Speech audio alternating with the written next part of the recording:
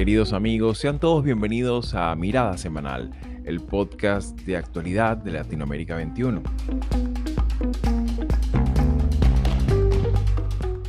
Como todos los domingos, analizaremos las principales noticias de la semana con el respaldo intelectual de Marisabel Puertarriera y Manuel Alcántara Sáez.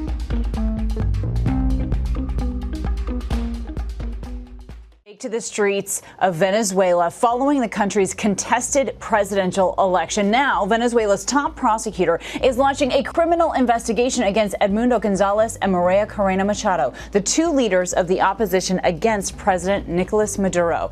The investigation is centered around Machado and Gonzalez calling on the country's military to abandon their support of President Maduro and denying Maduro's claim to have won the presidential election. A repressão do regime do ditador Nicolás Maduro contra políticos da oposição que questionam o resultado das eleições presidenciais.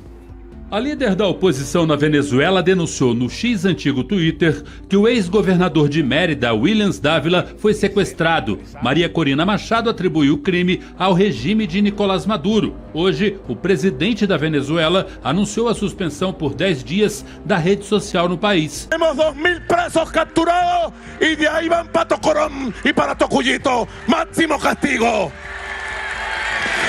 Justicia. Esta vez no va a haber perdón. A casi 2 semanas de haberse realizado la elección presidencial en Venezuela, el régimen de Nicolás Maduro ha desplegado una ofensiva represiva sin precedentes en la historia reciente, la cual sigue en curso a día de hoy. Un despliegue de fuerza que solo consigue paralelismos históricos con los regímenes no democráticos de la segunda mitad del siglo XX en América Latina. Detenciones arbitrarias, censura de redes sociales y hasta hostigamiento contra ciudadanos que de alguna u otra manera han expresado su posición de rechazo ante unos resultados que aún siguen sin publicarse ningún soporte documental por parte de la autoridad electoral, lo que a la fecha constituye uno de los mayores fraudes electorales que registra la historia contemporánea. Una contrastante respuesta autoritaria que, lejos de sugerir su satisfacción por su reelección, podría estar revelando la existencia de tensiones a lo interno del propio régimen, apelando a un mensaje de fortaleza política que contrarreste el notorio desplome del respaldo popular sufrido por el gobierno de Maduro, tal como ha sido evidenciado por las actas emitidas por el propio sistema electoral y divulgadas por la Plataforma Unitaria Democrática. En este sentido, cabría preguntarnos qué otros aspectos podrían estar detrás de esta ofensiva represiva del régimen de Maduro, y sobre todo preguntarnos también qué alcances regionales podrían llegar a desencadenarse en el futuro inmediato de no lograrse un cese de hostilidades y un eventual espacio de negociación. Soy Xavier Rodríguez Franco, les hablo desde Davenport, Florida, y hoy es domingo 11 de agosto de 2024. Y bien amigos, sean todos una vez más bienvenidos a Mirada Semanal. Y bueno, como ha sido, digamos, la nota principal a nivel de noticias políticas de la región, pues evidentemente este episodio también vamos a dedicarlo de forma monográfica a darle continuidad y seguimiento analítico a todo lo que ha ocurrido en la última semana de este escenario postelectoral ciertamente atípico, muy peligroso y sobre todo con mucha capacidad de extrapolarse y de tener implicaciones en la región, como es el caso de la dinámica postelectoral venezolana. Se sabe pues que ya a pocos días, pues a pocas horas de cumplirse ya 2 semanas de haberse realizado las elecciones, no se conocen las famosas actas, no se conocen los detalles documentales por parte del órgano electoral, en este caso el Consejo Nacional Electoral, y por supuesto también se conoce lo que sí se conoce es que es la ola represiva que ha seguido el gobierno venezolano en los últimos días, en la cual, de acuerdo a datos de Foro Penal, que es una de las grandes organizaciones históricas de acompañamiento y de defensa de los derechos humanos en Venezuela, se tiene más de 1.263 detenciones arbitrarias, dentro de las cuales hay 114 adolescentes, hay 16 personas con discapacidad, hay 160 mujeres y particularmente incluso han habido registros de líderes comunitarios, líderes indígenas, entre otros, incluyendo también periodistas, sindicalistas, o sea, digamos, la variedad de personas que han estado detenidas todos estos días y en un absoluto limbo jurídico, es tremendo y sin precedentes en la historia reciente de Venezuela. Pero bueno, antes de entrar en materia, me gustaría un poco la apreciación de conjunto por parte de Manolo, que nos acompaña en este episodio desde Frankfurt, Alemania, y que ciertamente un poco examinando qué nos pudiera decir también la historia, la difícil historia de las transiciones. A veces hay muchas transiciones exitosas, pero también ha habido transiciones que no llegan a buen puerto. Y en ese sentido, pues me gustaría un poco una apreciación de dónde está Venezuela en este momento, ¿no? ¿Qué elementos pudiéramos traer a la mesa de análisis sobre esta difícil situación en la que está atravesando Venezuela por estos días? Adelante, Manolo. Eh, Xavi, como señalabas, 2 semanas después el panorama sigue en las líneas generales siguiendo los parámetros que ya hemos venido comentando aquí. Hay algo especialmente preocupante, ¿no? que está saliendo a la luz, ¿no? Y es el acoso silencioso, pero constante a muchas personas en Venezuela, no ahora. Tú has citado ahora de unas cifras que son están absolutamente contrastadas, sino de seguimiento a personas que se les quita el pasaporte, que tienen que son sometidas a distintos tipos de coacción, de coerción y demás, ¿no? Y esto me parece que se ha denunciado muy poco, ¿no? Entre otras cosas porque, claro, denunciarlo significa poner nombres encima de la mesa, y poner nombres encima de la mesa significa agudizar la persecución. Dicho esto, en el ámbito internacional, bueno, yo subrayaría ese esfuerzo que está intentando llevar a cabo la OEA para llegar a una resolución de mínimos que sea aprobada por esta organización. A mí esto me preocupa menos porque ya sabemos que la OEA tiene una de cal y una de arena, y entonces es un organismo que, para bien o para mal, está bastante desacreditado, pero me parece que, bueno, que es interesante que la OEA esté dando este paso, ¿no?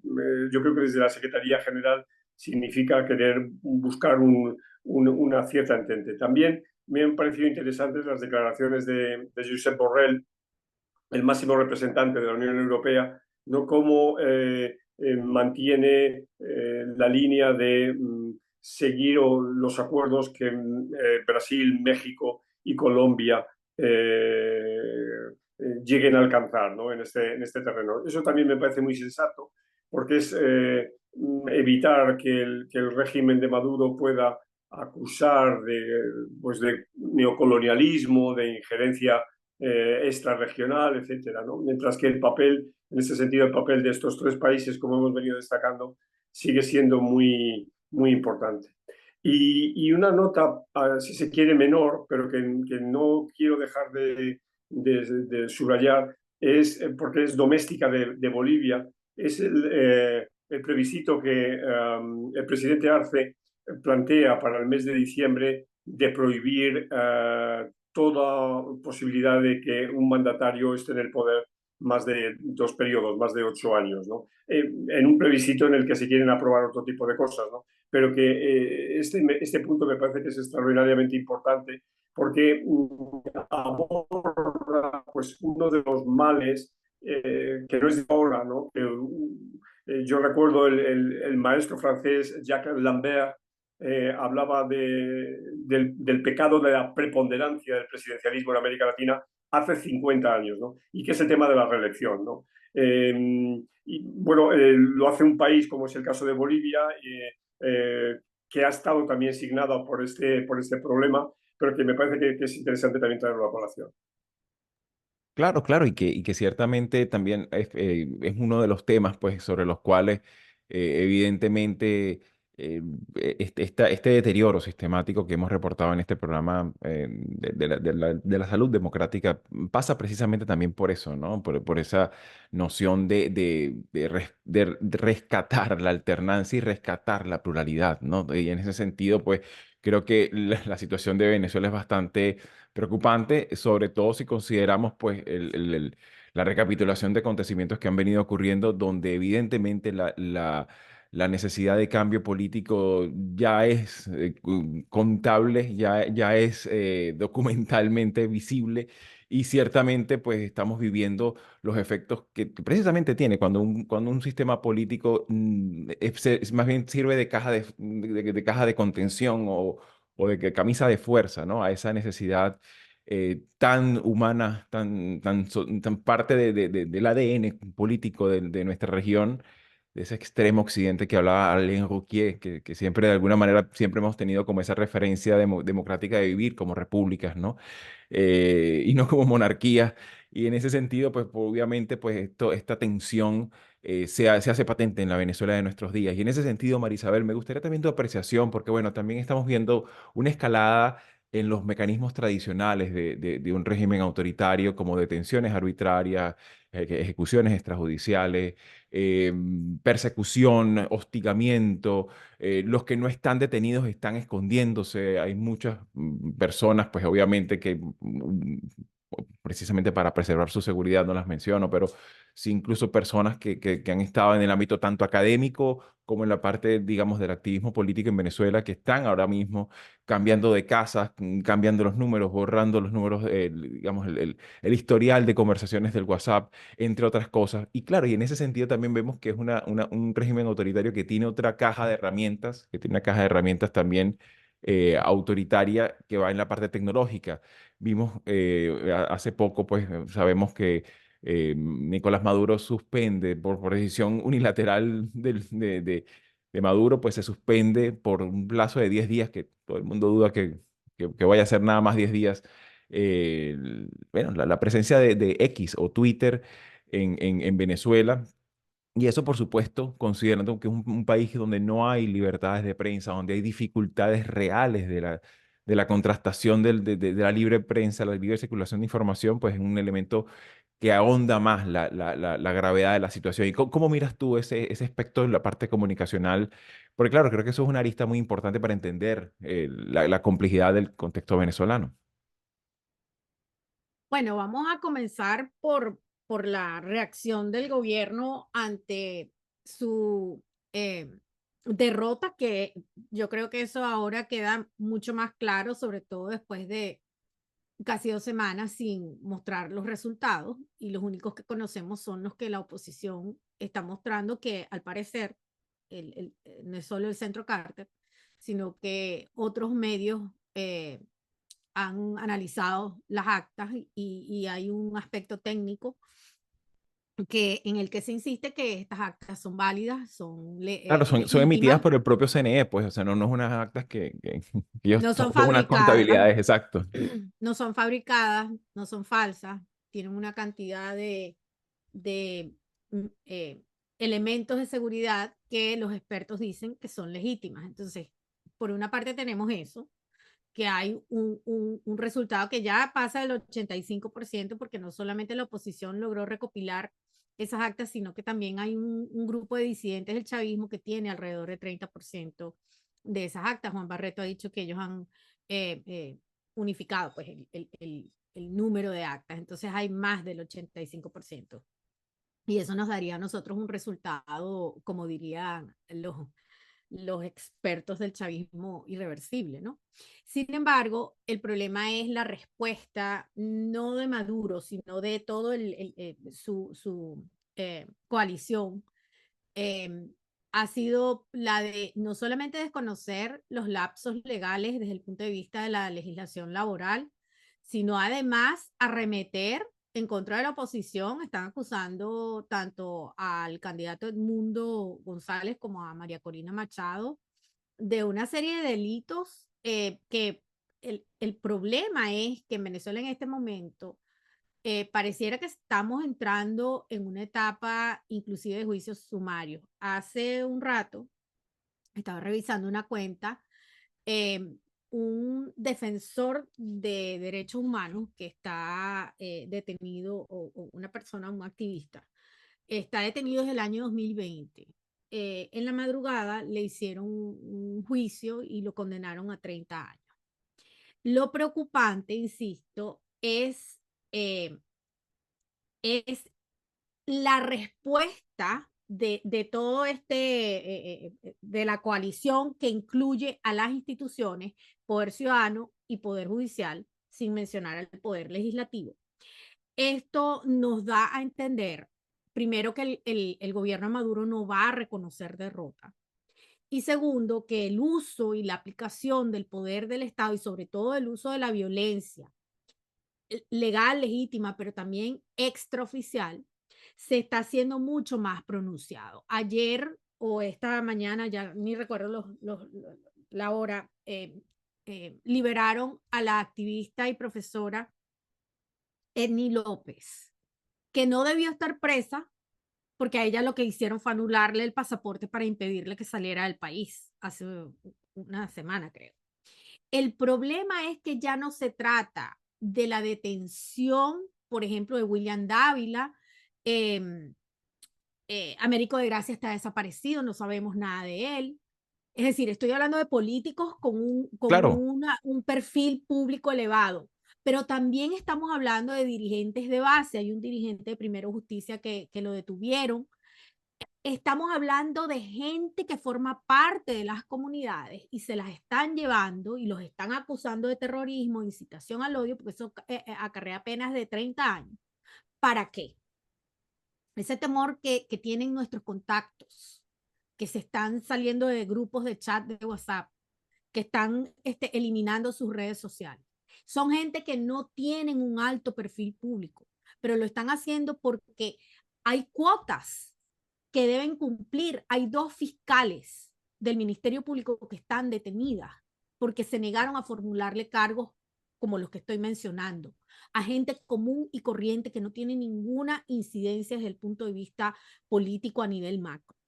Entonces, ¿qué estamos viendo? Estamos viendo un recrudecimiento de la violencia y de la persecución política, pero que no está limitado a, sí, a las grandes figuras públicas. Se está haciendo por la base.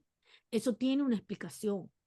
Si claro. vamos a los resultados de las elecciones, el madurismo sufrió una derrota descomunal en los sectores donde el chavismo era fuerte.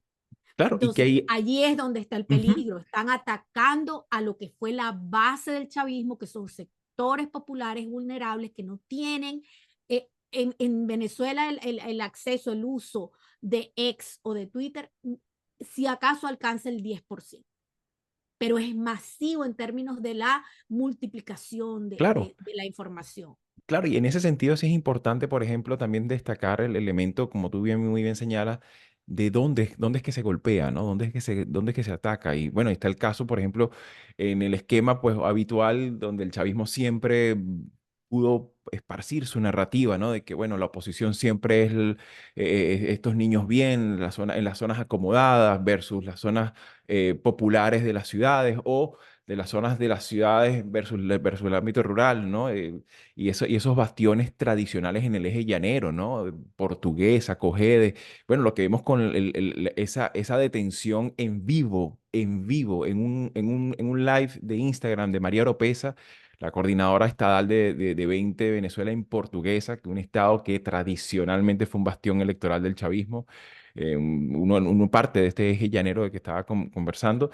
Y es precisamente eso, ¿no? Y en ese sentido, pues obviamente hay un sentido de premeditación, pero también de escarnio, ¿no? Y evidentemente esto es la parte, digamos, más escabrosa porque se están dando, digamos, confesiones forzadas, se les está obligando, pues, a dar testimonios en un contexto donde evidentemente no hace falta ser experto en derecho penal para darse cuenta, pues, que todas estas confesiones, entre comillas, están forzadas por la coacción, ¿no? Y en ese sentido no pierden de total validez. Sin embargo, efectos de la narrativa de autoritaria, pues juega un papel muy escabroso, ¿no? Algo que precisamente esparce ese terror, ¿no? Ese terror en el que está instaurado ahora mismo el gobierno venezolano. Y en ese sentido, Manolo, me gustaría también pulsar tu apreciación, porque claro, siempre hemos sido muy cautelosos con respecto al futuro. Hacer a veces comparaciones tiene que hacerse con mucha cautela, con mucha entendiendo pues los procesos, las historias, ¿no? Pero me gustaría un poco tu apreciación sobre todo en este ámbito internacional que señalabas al principio de tu intervención y qué tanto pudiera, a efectos de los hechos, a tenor de la complejidad en la que estamos, donde ciertamente, pues, a pesar de que Maduro acusa el castigo electoral, y lo refleja de esta manera, de una forma tan violenta, pero ¿cómo miras tú esta intermediación de esta diplomacia latinoamericana, principalmente en este actual contexto venezolano? Sí, Xavi, pero antes de contestar esta pregunta quiero abundar en un aspecto de política comparada, pero de política comparada venezolana, ¿no? La gran diferencia, y lo estamos viendo precisamente en lo que tú has estado diciendo ahora mismo, la gran diferencia de Venezuela, por ejemplo, con respecto al caso cubano, ¿no? Que algunos sectores han visto decir, bueno, esto es una situación muy similar. Es que Venezuela vivió 40 años de democracia. Entre el año 59 y el año 99, Venezuela alcanzó unas cotas importantísimas de democracia. Esa democracia, lo sabemos, hay numerosos estudios de cómo se debilitó a partir de las grandes crisis petroleras, pero sobre todo lo que ocurrió en la década de los años 90, se debilitó. Algunos podríamos decir que se cansó, otros pudieron decir se enfermó y abrió el paso a un individuo muy especial, ¿no? Y este individuo muy especial que llega al poder en el año 99 abre una etapa que es en la que hoy estamos, de un clarísimo escenario autoritario. Pero si bien las formas y sectores de esa sociedad, las formas, es decir, las instituciones autoritarias y sectores de esa sociedad lo son y predican ese autoritarismo, hay un fondo en la sociedad y una resiliencia en la sociedad venezolana profundamente democrático, que son esos 40 años que Venezuela vivió en democracia, repito, entre el 59 y el 99. Entonces, esto lo debemos tener muy en cuenta y yo creo que es el gran factor de futuro a la hora de comprender o de entender una posible salida al escenario que se está dando en Venezuela. Y ahora paso a tu pregunta. Vamos a ver, yo de la comunidad internacional espero poco. Espero poco por dos razones.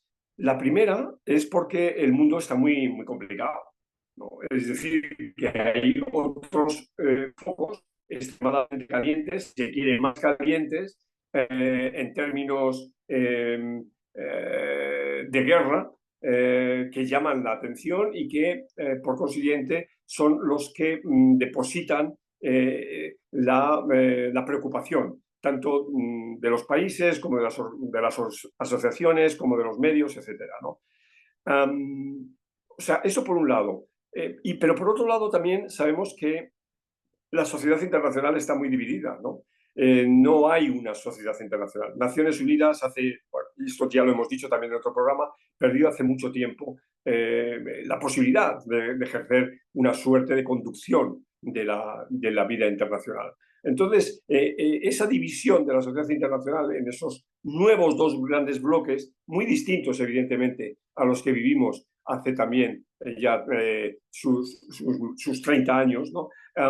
Dificultan una actuación única.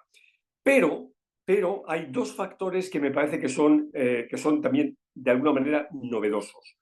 El primer factor es la propia diáspora venezolana. O sea, la propia diáspora venezolana que está muy presente. Evidentemente, los principales países lo sabemos, ¿no? Puede ser Colombia, puede ser Perú, Estados Unidos, España, pero también hay gente venezolana en muchos otros países que están teniendo un trabajo de concienciar a las sociedades civiles de estos países de que algo grave está pasando en Venezuela y de que merece atención. Y esto me parece que es un aspecto muy importante. Y el segundo aspecto, lo he dicho también antes, es que América Latina está adquiriendo un protagonismo que nunca tuvo.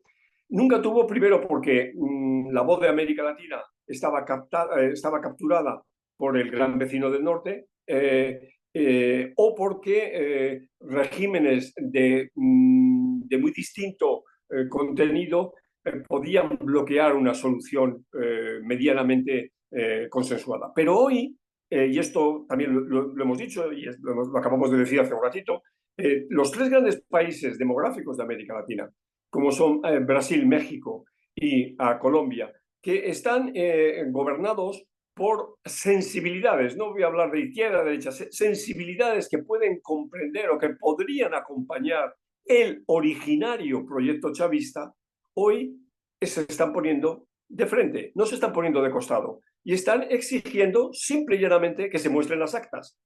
Entonces, claro, el siguiente paso, y aquí esto sí que puede ser muy importante, es cuando estas actas no se enseñen, porque no se van a enseñar, evidentemente, y sabemos bien por qué, estos tres países van a tener una fuerza enorme sobre el gobierno venezolano para articular una salida que espero sea definitiva. Claro, evidentemente, pues todo está todo, digamos, en pleno proceso y en pleno desarrollo. Vemos incluso también las palabras recientes del flamante presidente panameño, precisamente dando la posibilidad de permitir que Panamá sea digamos, el aliviadero o de una eventual salida de Maduro y su familia en este territorio, porque claro, también de alguna manera Panamá conoce también de cerca el efecto que tiene y que podría llegar a desarrollarse 6 años más de Maduro en el poder, ¿no? Sin embargo, Marisabel, me gustaría también un poco tu apreciación, porque claro, Manuel ha señalado muy bien este aspecto de política comparada interna, pero también de este contexto regional, pero me gustaría también tu apreciación ya a nivel interno. Sé que la situación es muy difícil, la principal pregunta que una vez se formula, ¿no? Es, bueno, ciertamente hay por la forma de comportarse del propio régimen, se ve que hay una conmoción interna que ellos, por supuesto, la van siempre a maquillar con un discurso de mucha fuerza. Maduro no ha parado de aparecer de forma pública todos los días y en un tono más amenazante, de mayor cantidad de gritos, acusaciones, etcétera, no ha acusado a medio mundo. Sin embargo, lo que uno a veces pudiera preguntarse es, bueno, ¿realmente esto tiene algún tipo de, de efecto a lo interior de la institucionalidad de este régimen, considerando también este feudalismo criminal que también existe debajo, ¿no? de estas estructuras institucionales que ha consolidado el chavismo en los últimos años? Cómo lo miras tú de cara pues, a lo que viene en Venezuela? Bueno, conocemos del chavismo en estos 25 años que eh, es una coalición amplia cívico-militar, pero en sus dos facciones también tiene sectores y tiene diferencias, y creo que ahí es clave lo que acabas de mencionar sobre esa cultura clientelar, ¿no? Que de alguna forma se ha expresado en el resultado electoral, donde por supuesto un régimen con las finanzas disminuidas no tiene mucho margen de maniobra a la hora de solidificar una base que se le ha ido reduciendo justamente por la corrupción, el abuso, por supuesto, y la falta de recursos, ¿no? Porque lo que ellos construyeron inicialmente fue un movimiento político, pero lo que construyeron fue una estructura clientelar de repartición de poder y últimamente de acceso a espacios donde puedan desarrollar actividades criminales. Entonces ahí hay un problema porque el sector militar está íntimamente comprometido con esa cultura y creo que la lectura que podemos hacer es que ambos sectores están conscientes de que el riesgo de perder el poder es mucho mayor, sobre todo para los que están más arriba, que son los que controlan la coalición. Entonces, por supuesto, lo que estamos viendo, como siempre, es que el chavismo ante una derrota se reagrupa y se solidifica. Por eso vemos a Maduro, pero también vemos a Cabello, es decir, a los líderes, los cabecillas de los sectores están eh, eh, unificados en torno a Maduro, pero no porque apoyen a Maduro, que es evidente que es señalado como el gran responsable de esta derrota, no solamente la derrota electoral, sino la destrucción de ese movimiento político, que quizás la metáfora de las estatuas de Chávez destruidas es una forma de entender la frustración que hay en la gente que más creyó en ese movimiento político. Sin embargo, creo que es ahora donde hace falta más negociación, donde hace falta más compromiso, no solamente de los países que están actuando como intermediadores, porque hay que hacer la salvedad. A ellos lo que les interesa es frenar la migración venezolana. La democracia venezolana tiene que ser una ocupación primero de los venezolanos, y lo ideal sería que fuera de la comunidad internacional, pero realmente lo que está moviendo estas mediaciones, incluida la de Panamá, es justamente frenar. Veíamos a Marta Lucía Ramírez también ayer diciendo que hay que frenar la migración venezolana como sea, porque estas son economías que están pasando por un momento muy difícil y no pueden absorber esa cantidad de venezolanos que se estima que pudieran estar saliendo del país. Entonces, aquí hay un problema doméstico que los venezolanos tienen que resolver, que es el de forzar una negociación, porque sabemos que Maduro no quiere. Se le ha ofrecido, no ahora, se le ha ofrecido desde que comenzaron las últimas rondas de negociación una salida para él, para su entorno. No quiere, porque no se trata de abandonar el poder solamente. El asunto son las garantías que ellos necesitan de que no van a ser procesados por crímenes de lesa humanidad, por violación de derechos humanos, además de la corrupción, todos los delitos financieros. Entonces, a mí me parece que no hay condiciones, es decir, lo que uno percibe es que no hay condiciones para una negociación que signifique el abandono de Maduro del poder. Claro, y ahí, por supuesto, estamos inmersos en una dinámica que ciertamente se antoja también, incluso por propio diseño del calendario electoral impuesto por el gobierno de adelantar las elecciones para este mes de julio. Ciertamente se abre un proceso largo de 6 meses, que vendría siendo hasta las primeras semanas de enero, cuando tomaría posesión el nuevo periodo presidencial. Y claro, de aquí hasta allá también hay muchas cosas que pueden estar ocurriendo a lo interno y a lo externo de Venezuela, que por supuesto estaremos muy atentos en mirada semanal. Y por supuesto, este han sido digamos, un seriado de los últimos 3 episodios monográficos sobre Venezuela. Que bueno, esperamos haber abordado, digamos, las principales aristas de esta compleja situación, y que por supuesto estaremos muy atentos a cómo se vayan desarrollando en los próximos días y semanas. Así que bueno, mis queridos, muchísimas gracias una vez más por estar allí, y por supuesto estaremos nuevamente en Mirada Semanal con nuestro análisis la próxima semana. Muy buena semana. Si llegaste hasta aquí y te interesan estos temas, puedes ayudarnos a seguir haciendo estos vídeos dándole like, compartiendo, comentando y suscribiéndote al canal de YouTube de Latinoamérica 21. Puedes acceder también a todos nuestros episodios entrando en nuestra página web latinoamerica21.com/podcast y en las principales plataformas de audio. Subimos videos nuevos todas las semanas, así que nos veremos en Mirada Semanal muy pronto.